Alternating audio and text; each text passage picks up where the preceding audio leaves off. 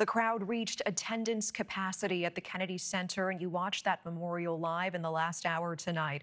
More than 80 members of Congress in attendance, and behind the podium, figures from House Speaker Mike Johnson to RFK Jr. and Tulsi Gabbard. Many growing emotional, talking about Kirk's impact on their lives, on the right, and his legacy.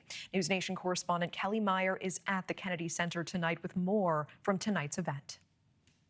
Yeah, hey there, Natasha. So Republicans from across Washington and really from across the country came together here in D.C. tonight at the Kennedy Center to remember the life of conservative activist Charlie Kirk. This was the first vigil we've seen here in Washington, D.C., and there were members of Congress, about 85 of them, inside the concert hall here at the Kennedy Center tonight in a packed house filled with members of the Trump administration, as well as his White House press secretary and House Speaker Mike Johnson, all taking the stage to talk about how Kirk changed their careers and how they changed the course of politics. We remember that our dear friend Charlie would never want us to be overcome by despair.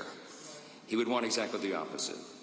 You know, Charlie Kirk recruited and trained and educated a generation of happy warriors. And we do well to be reminded that the best way to honor his memory and to honor his unmatched legacy is to live as Charlie did.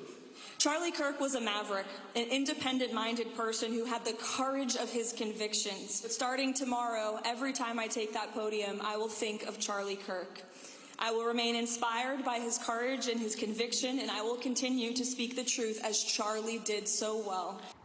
This really begins a week of remembrance events in honor of Kirk, all to be capped off with a memorial in Arizona next week that President Donald Trump, I'm told, is expected to attend. Natasha. Kellie Meyer with that tonight. Thank you. Thank you for watching. Subscribe below and download our NewsNation app right now on your phone, and you will get fact-based, unbiased news for all Americans.